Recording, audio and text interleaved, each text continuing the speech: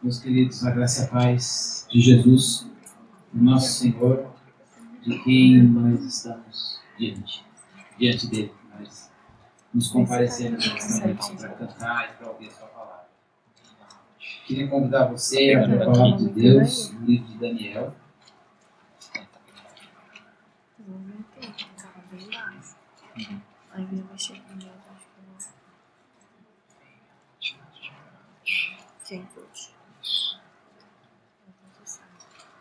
Daniel capítulo 3, versículo 19.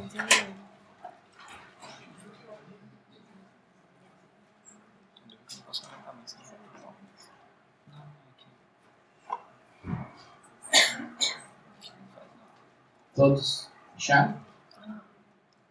Diz assim a palavra de Deus. Daniel 3, 19 em diante. Nabucodonosor ficou tão furioso com Sadraque, Mesaque e Abednego que o seu semblante mudou. Deu ordens para que a fornalha fosse aquecida 7 vezes mais que de costume. E ordenou que alguns dos soldados mais fortes do seu exército amarrassem Sadraque, Mesaque e Abednego e os atirassem numa fornalha em chamas. E os 3 homens, vestidos com seus mantos, calções, turbantes e outras roupas, foram amarrados e atirados na fornalha extraordinariamente quente. A ordem do rei era urgente e a fornalha estava tão quente que as chamas mataram os soldados que levaram Sadraque, Mesaque e Abednego. E estes caíram amarrados dentro da fornalha em chamas. Mas logo depois, o rei Nabucodonosor, alarmado, levantou-se e perguntou aos seus conselheiros: não foram 3 os homens amarrados que nós atiramos no fogo? Eles responderam: sim, ó rei. E o rei exclamou: olhem, estou vendo 4 homens, desamarrados e ilesos, andando pelo fogo. E o quarto se parece com um filho dos deuses. Então Nabucodonosor aproximou-se da entrada da fornalha em chamas e gritou: Sadraque, Mesaque e Abednego, servos do Deus Altíssimo, saiam, venham aqui. E Sadraque, Mesaque e Abednego saíram do fogo. Os sátrapas, os prefeitos, os governadores, os conselheiros do rei se ajuntaram em torno deles e comprovaram que o fogo não tinha ferido o corpo deles. Nenhum só fio de cabelo tinha sido chamuscado, os seus mantos não estavam queimados e não havia cheiro de fogo neles. Disse então Nabucodonosor: louvado seja o Deus de Sadraque, Mesaque e Abednego, que enviou o seu anjo e livrou os seus servos. Eles confiaram nele, desafiaram a ordem do rei, preferindo abrir mão da sua vida a prestar culto e a adorar outro Deus que não fosse o seu próprio Deus. Por isso eu decreto que todo homem de qualquer povo, nação e língua que disser alguma coisa contra o Deus de Sadraque, Mesaque e Abednego seja despedaçado e sua casa será transformada em montes de entulho, pois nenhum outro Deus é capaz de livrar alguém dessa maneira. Então o rei promoveu Sadraque, Mesaque e Abednego na província da Babilônia. Nós servimos a um Deus que pode nos livrar na fornalha. Nós servimos a um Deus que pode, e Ele tem poder para fazer essas coisas. A questão é, por que Ele permite que a gente passe por situações assim? Por que Deus permite que a gente enfrente situações adversas na nossa vida? Talvez a pergunta que deveria nortear esse início da nossa meditação na palavra de Deus seja: como está a sua fé? Como está a minha fé?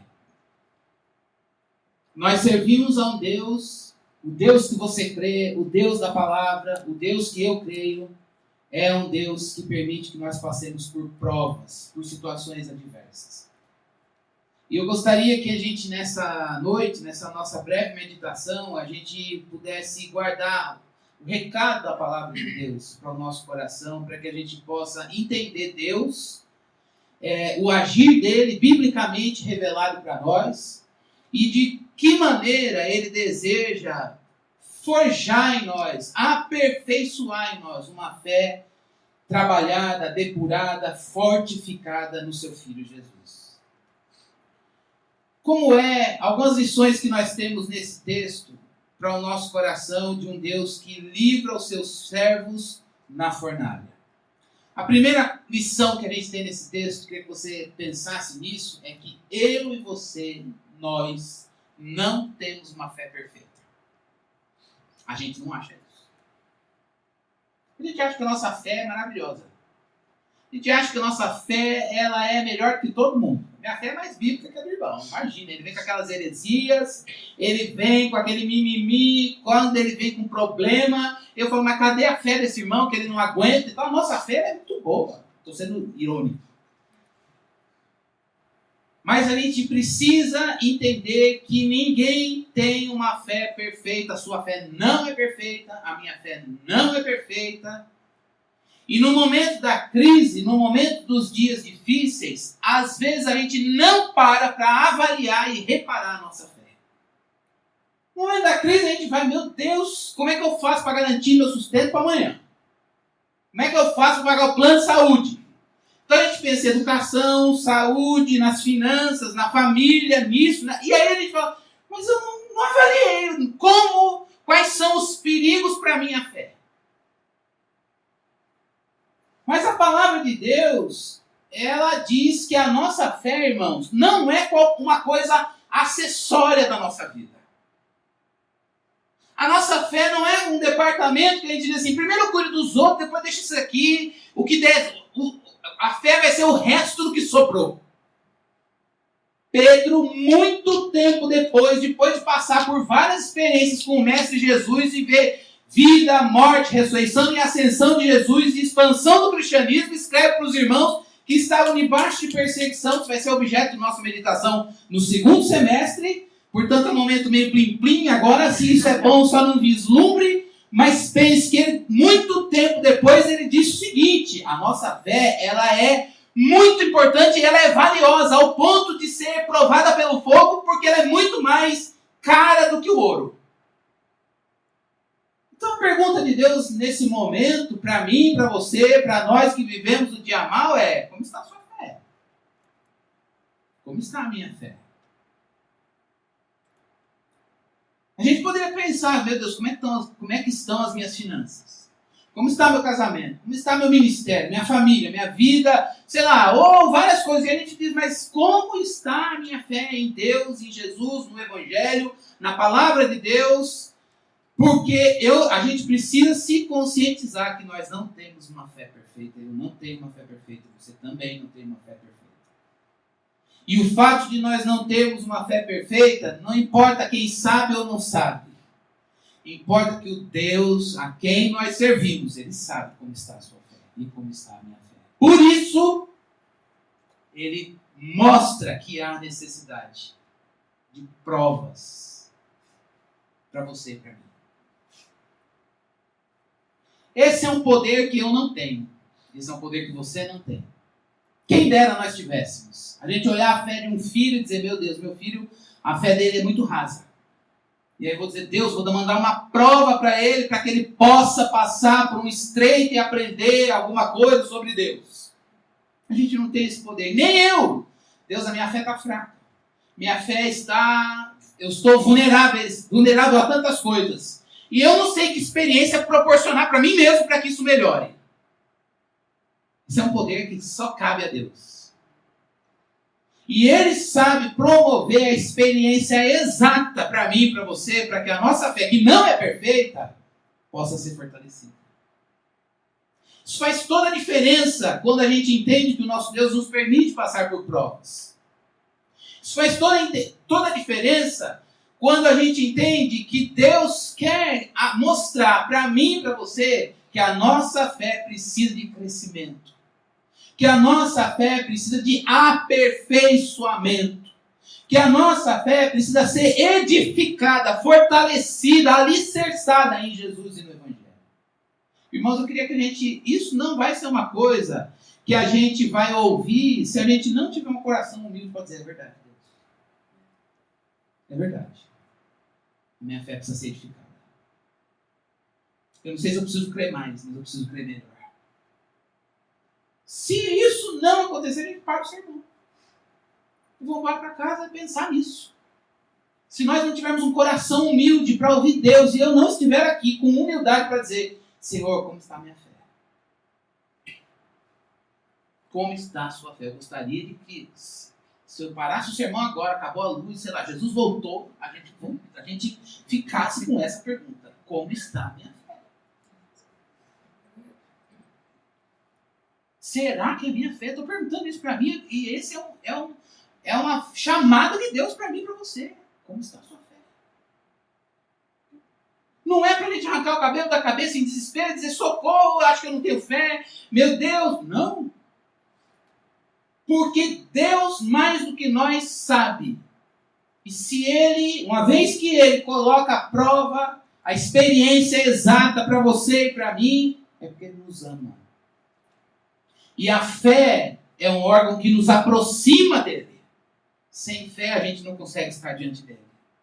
Sem fé é impossível que a gente agrade ao nosso Deus. E Deus sabe disso mais do que a gente. E Ele tem mais, olha que coisa maravilhosa, Ele tem mais interesse na minha fé, na sua fé, do que a gente mesmo. Ao ponto de, antes da gente nem orar, Ele já produzir, preparar a experiência exata para que a nossa fé, ela nos aproxime dEle e a gente conheça um pouco mais do seu ser, da sua grandeza, do seu poder e a beleza que é esse Deus a quem a gente serve. Deus da Bíblia. Então, algumas considerações nesse primeiro ponto. A prova que Deus permite que os seus servos passem, como os amigos de Daniel passaram, isso não mudou, porque eles passaram e Jesus, o nosso mestre, passou. Nosso Salvador passou por provas. E todas elas, Deus diz: tem que passar. Diferentemente de nós, ele não tinha pecado e tinha uma fé perfeita. Mas por ser nosso mestre e nos ensinar o caminho, ele deixou suas marcas para que nós possamos segui-las.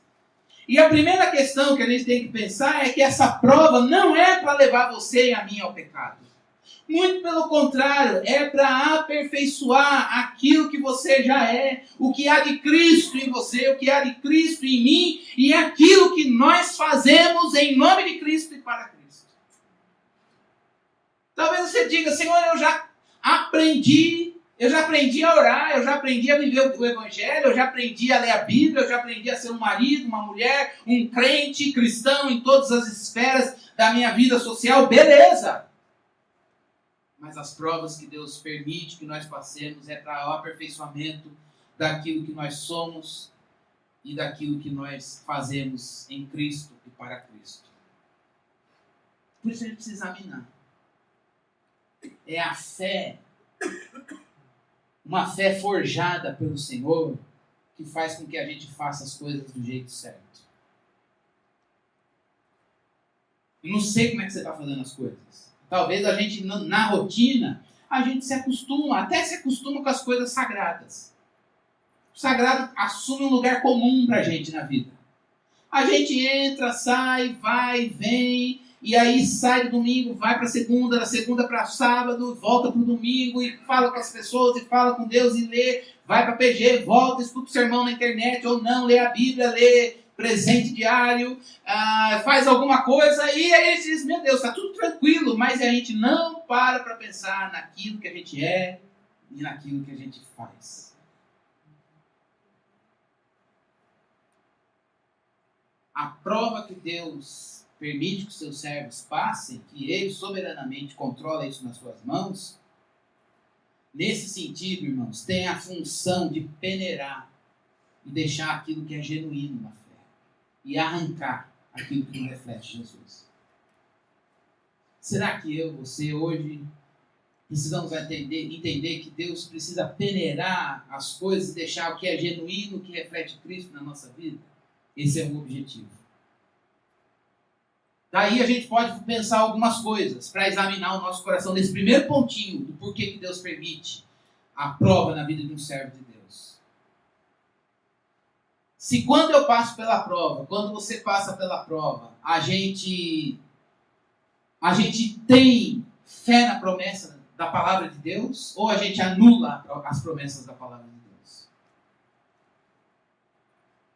Isso é uma coisa muito séria. Queria voltar no último ponto do domingo passado.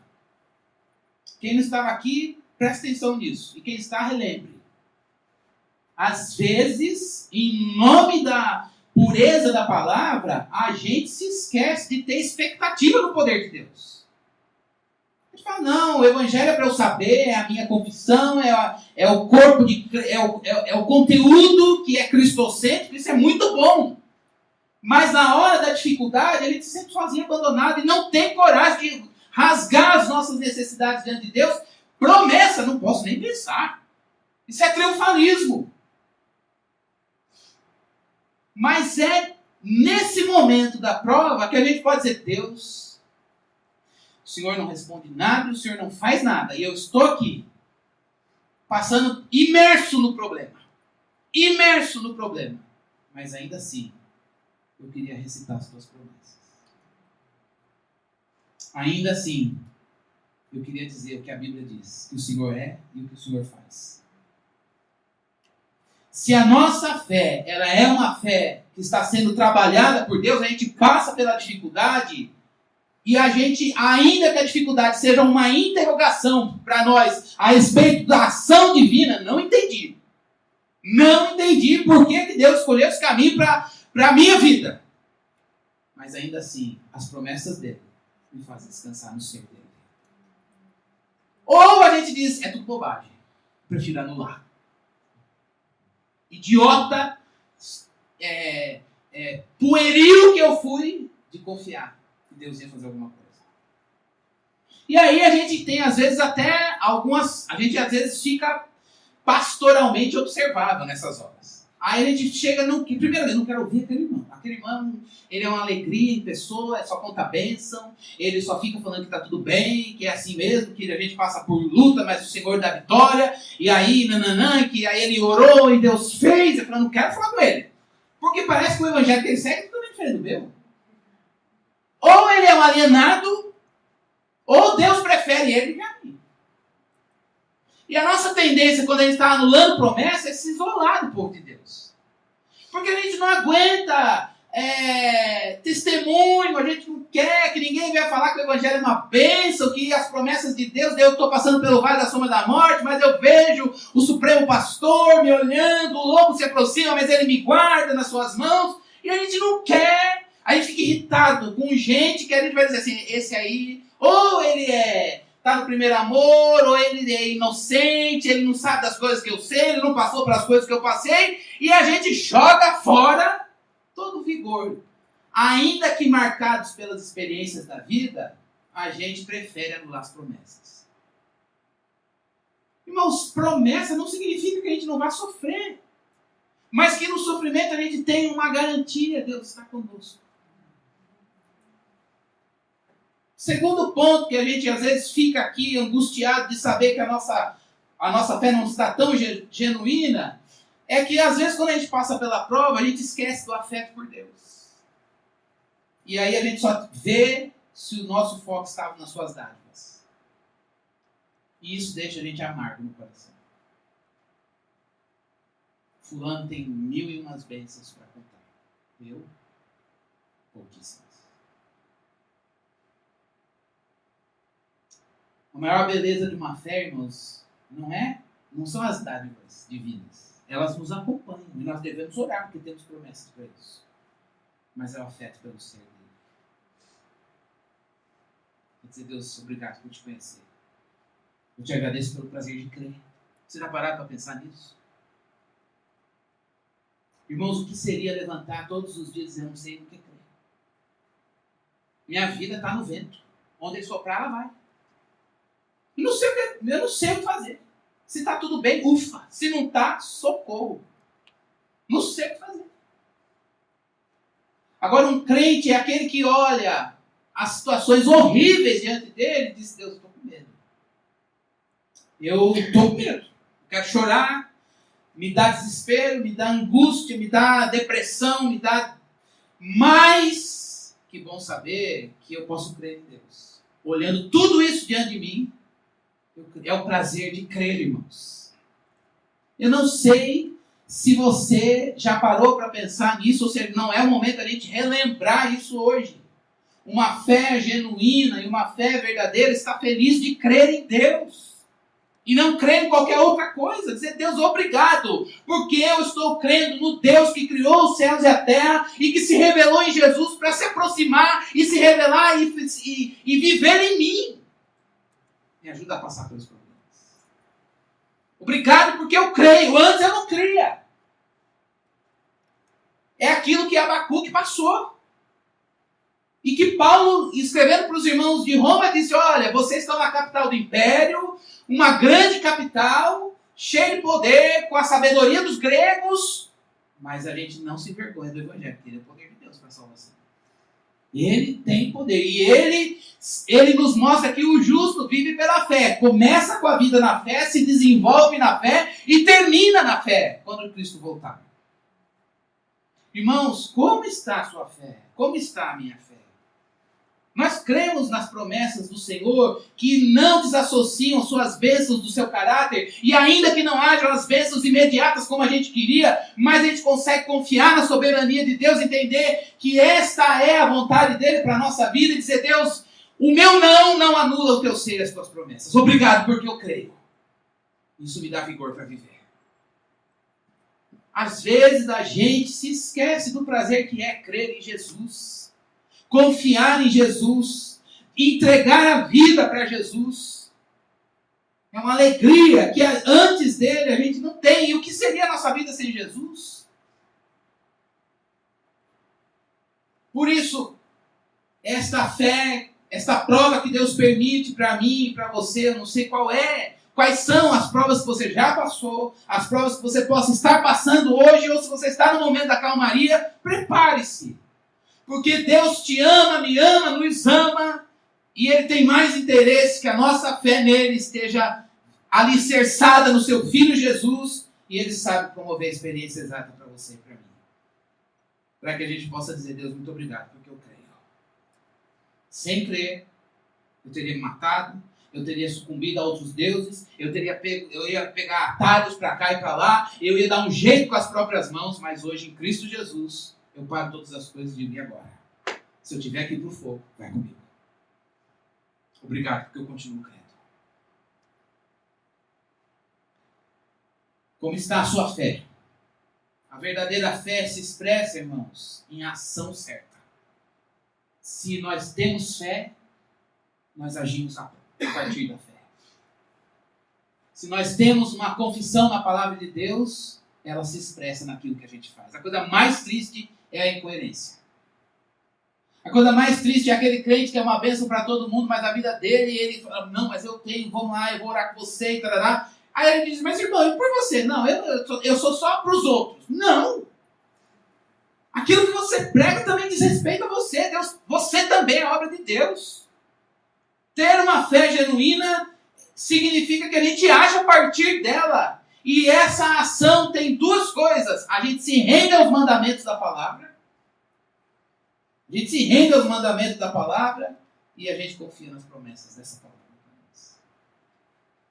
Mandamentos e promessas. Isso traz vigor para o nosso viver. Presta bastante atenção aqui. Todo mundo. Olho no olho, por favor. Luta e prova é norma na vida do crente. Esse é o primeiro ponto. Luta e prova é norma na vida do crente. Mas tem um segundo. Também é norma que Deus é o nosso libertador nesta prova. Que bom. A norma é que a gente vai passar pelas provas. Mas a norma também é só Ele é o teu libertador. O cristiano queria tanto dar um jeito, queria que outros fossem meus libertadores. Não. Só o Senhor. Esse é o segundo ponto. Deus tem poder para livrar você na prova. Ele tem poder. Vamos pensar as coisas que o texto diz sobre Nabucodonosor e toda a parafernália que ele tinha. Desde a semana passada, vocês viram que ele repetiu os prefeitos, os sátrapas. Eu até na hora de ler, enrolei, trava a língua, não consegui falar direito. Aquele ideal estético, aquela belezura toda para mostrar que aquele rei tinha posição. Ele tinha posição política. E essa posição lhe dava notoriedade. Outra coisa que Nabucodonosor tinha, poder. Você tem posição, você tem poder. E ele tinha um exército que garantia esse poder.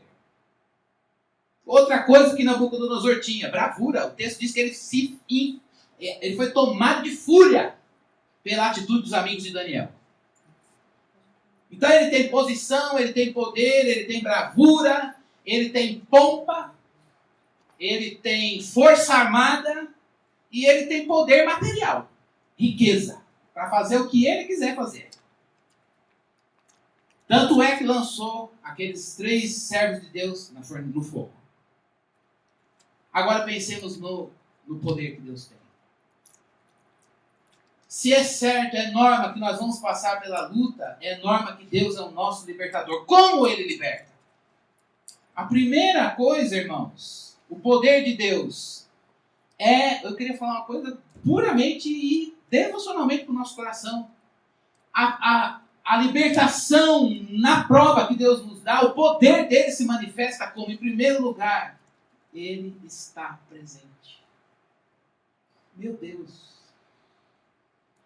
Ele está presente. Ele tem poder para estar com você quando o fogo estiver dentro. Nabucodonosor não tem esse poder. Ele tem poder para mandar lá, mas ele não pode suportar. Ele tem poder para mandar a pessoa para a destruição, mas essa destruição que ele manda também o destrói. O Deus a quem nós servimos, em primeiro lugar, pode estar presente na nossa fornalha. Eu vou usar essa palavra com maior, porque nós estamos usando esse texto. Ele pode e Ele está conosco na fornalha, mas ela não faz absolutamente nada com Ele. Isso é poder. Eu queria que a gente pensasse um pouquinho sobre o privilégio de, no momento em que nós estamos passando pela dificuldade, poder valorizar a presença de Deus e dizer, eu sei que o Senhor está aqui. E se o Senhor está aqui, isso significa que o Senhor tem poder, porque isso não te destrói. Cuida de mim.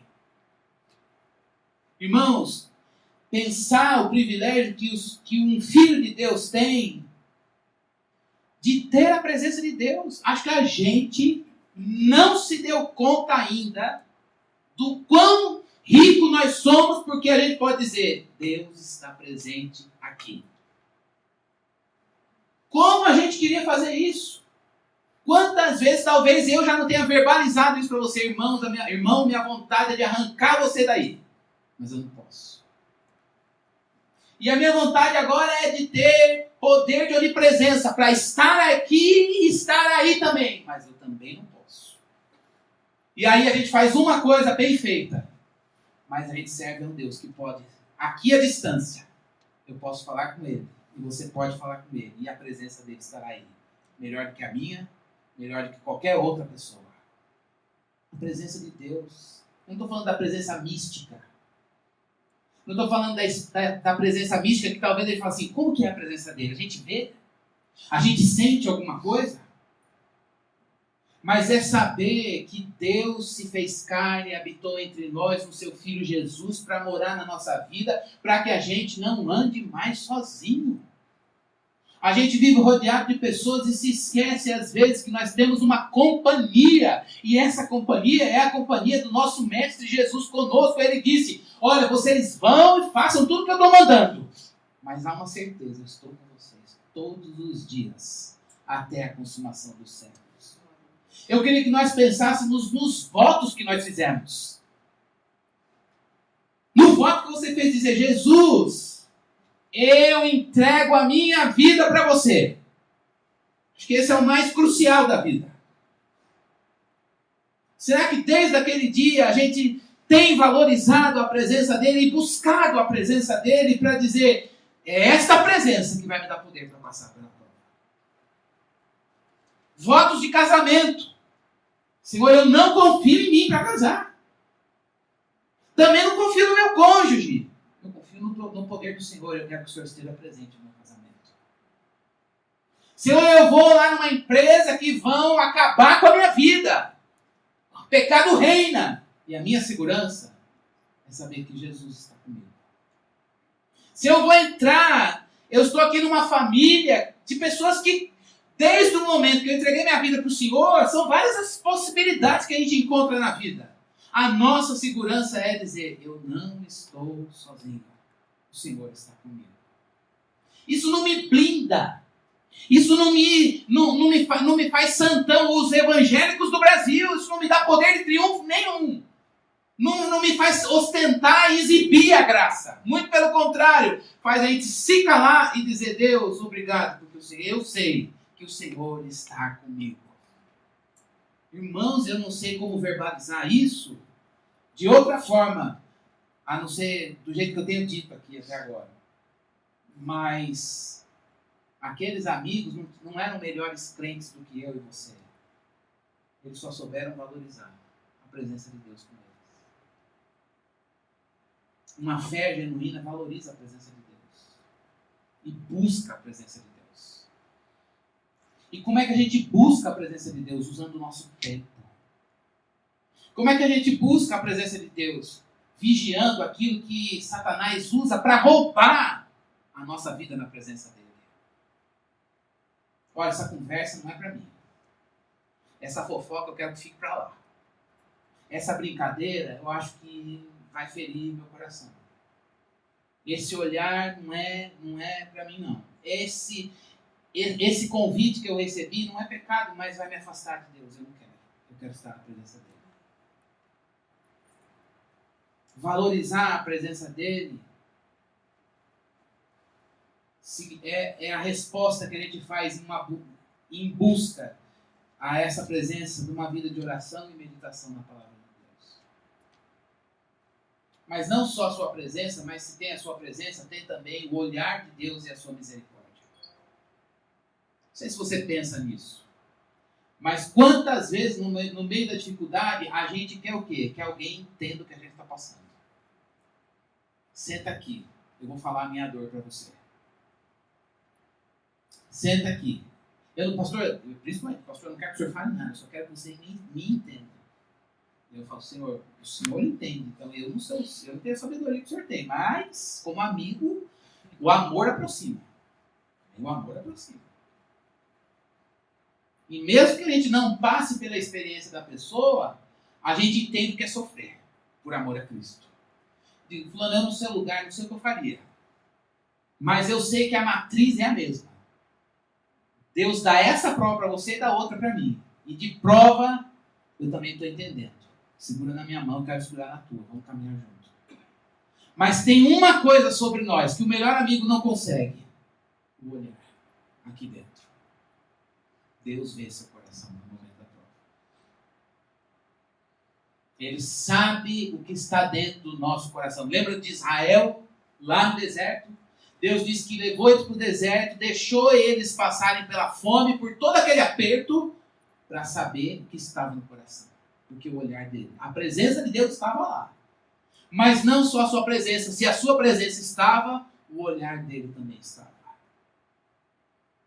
Aqueles amigos, eles estavam ali, e pense no detalhe que o narrador colocou.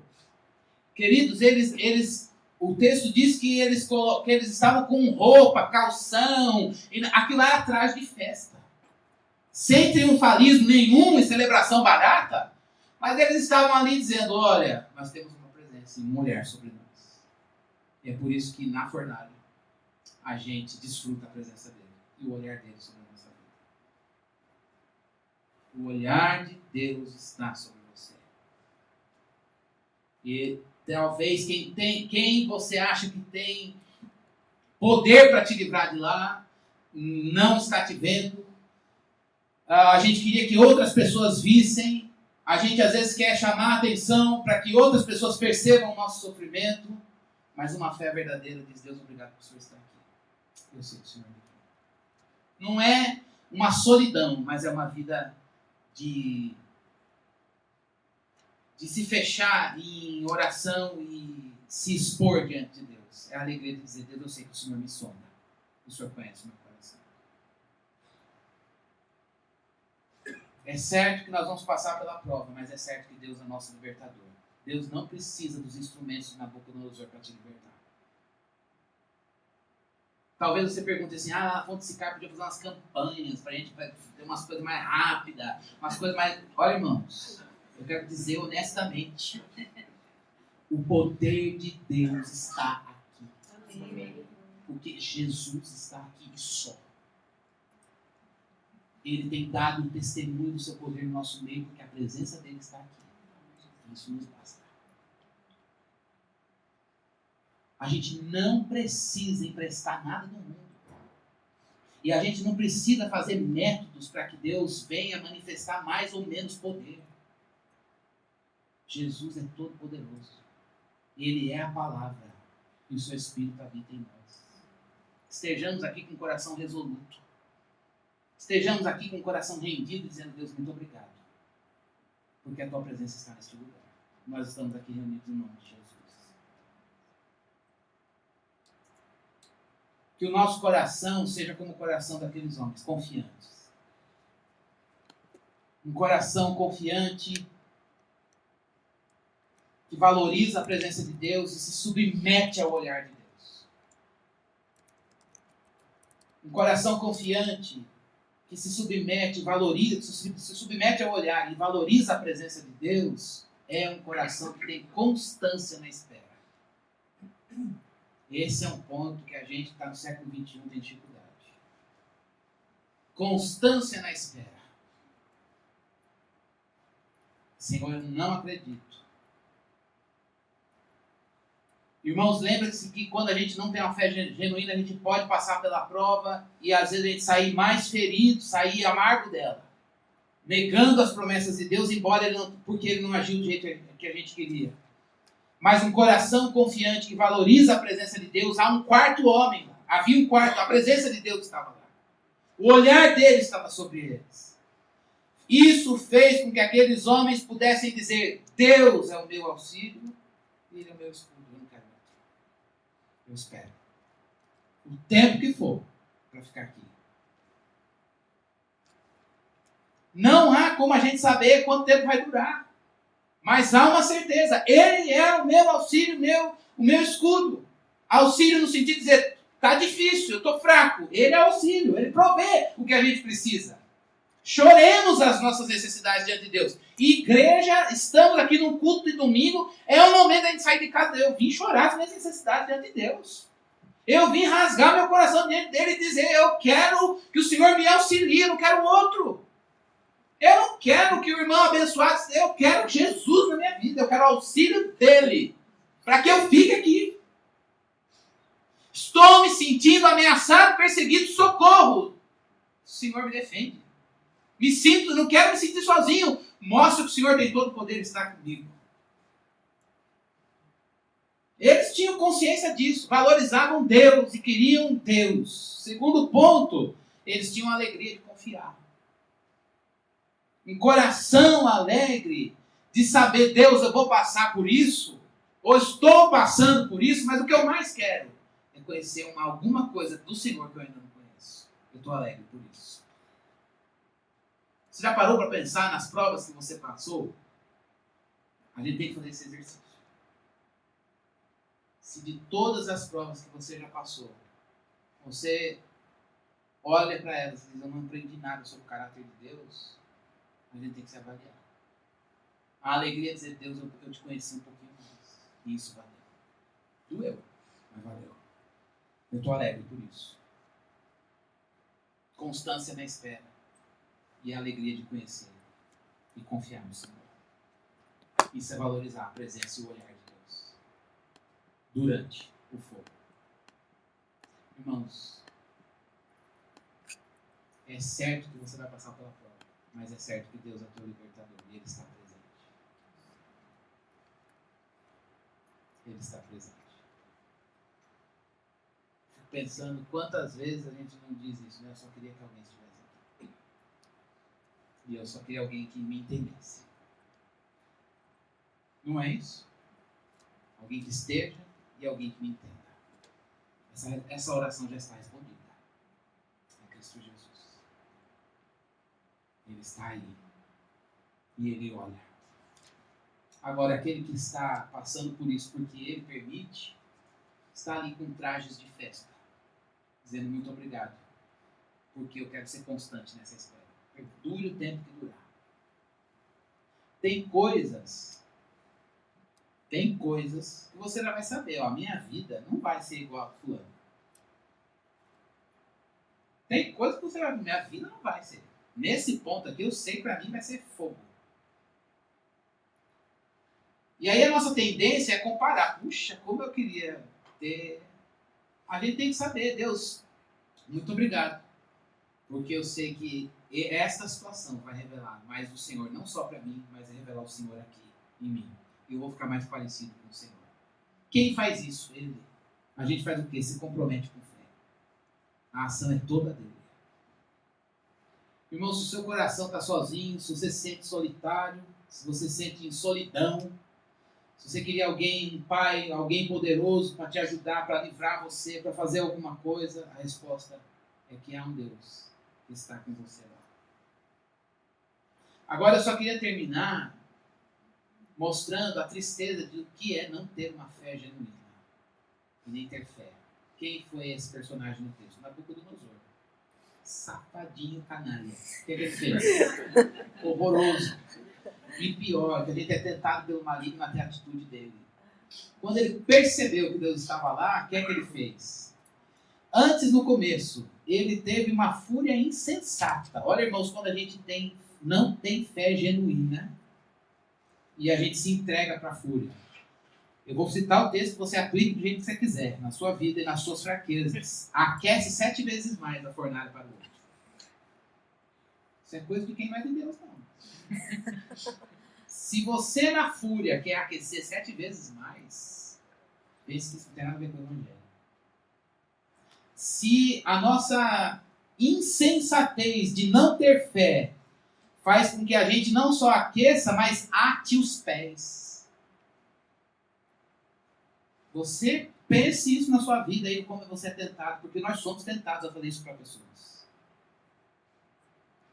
E depois que Deus faz tudo, está lá na fornalha, olha qual foi a postura cínica dele. Ele se impressionou com o milagre. Olha, tem um quarto lá, eu estou vendo, nananã. Se impressionou com o milagre, mas não compartilhou da fé daqueles 3. O narrador o tempo todo está dizendo a fé deles, porque eles, na fala do Nabucodonosor, ele está dizendo, então, é o Deus deles e a fé que eles têm nesse Deus. Eu não tenho nada a ver com isso. Deveria ter, mas não tem.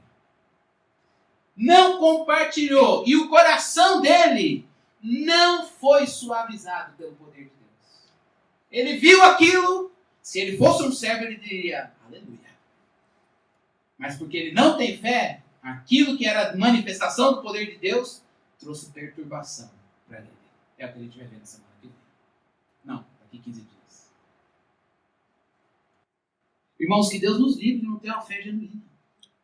Um monte de gente pode confessar Jesus e dizer, olha, tem milagre que Deus está fazendo lá. E você? Não compartilho. Não é para mim. Eu guio a minha vida.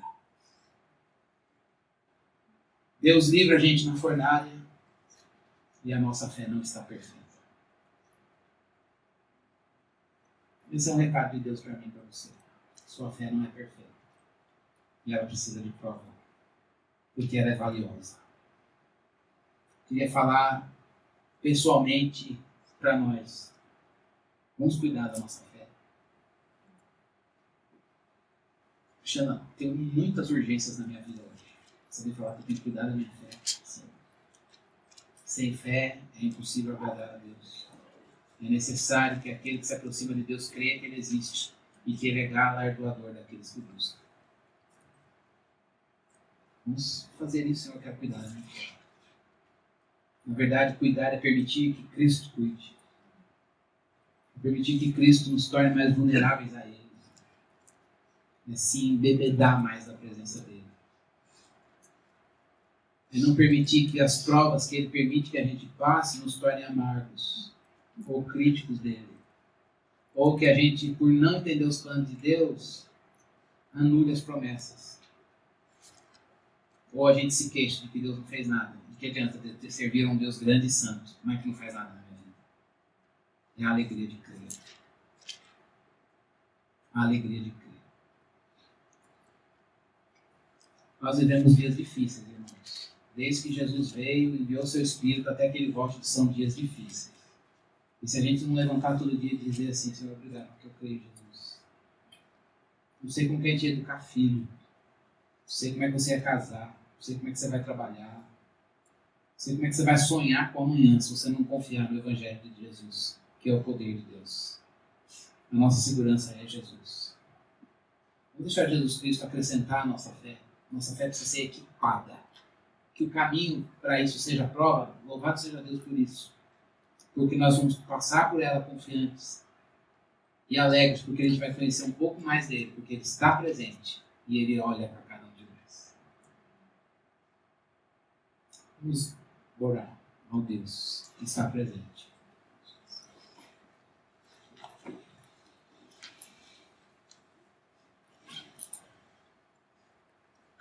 Vamos aproveitar esse tempo que nós temos para a gente examinar o nosso coração e a gente poder avaliar o nosso coração, como está a nossa fé, ou se ela nem está.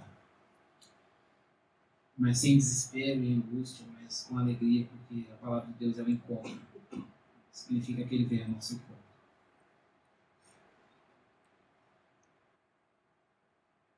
Senhor, a gente diz ao Senhor que às vezes a nossa fé não está bem. A nossa fé, às vezes, ela não está genuína. Ela não está sadia. Ela não está firmada. Deus, é tão difícil quando a gente chega a essa percepção e às vezes chega à conclusão disso. E é por isso que nessa noite nós pedimos ao Senhor, por favor, Deus, dá-nos uma fé genuína. Passa a peneira na nossa fé e tira aquilo que não tem nada a ver com o Evangelho de Jesus. Nós precisamos, ó Deus, de uma fé firmada na palavra e no Evangelho de Jesus.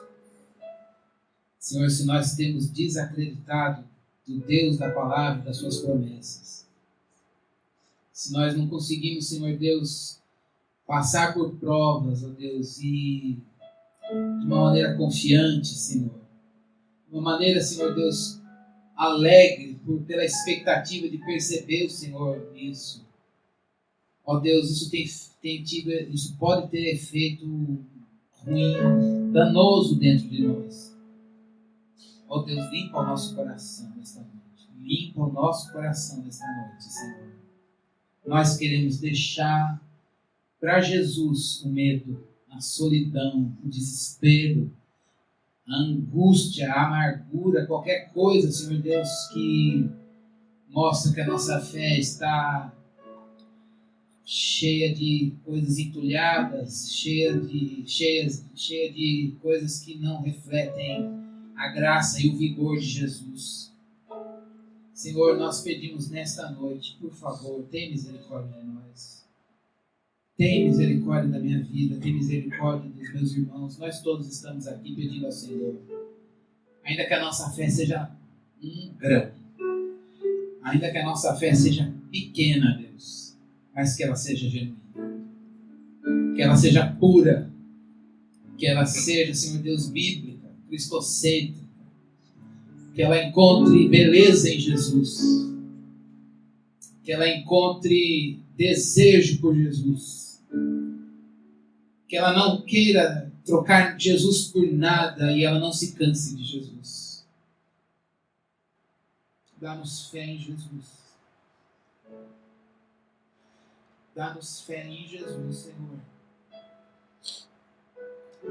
Meu Deus, eu quero pedir ao Senhor nesta noite, que o Senhor, que é o nosso pastor, nós somos as tuas ovelhas, ajuda-nos a passar pelas provas que o Senhor tem permitido que nós passemos. Senhor, a gente quer dizer para o Senhor que às vezes dá medo. E a gente não sabe até quando isso vai durar. Mas nós pedimos uma coisa ao Senhor: esteja aqui.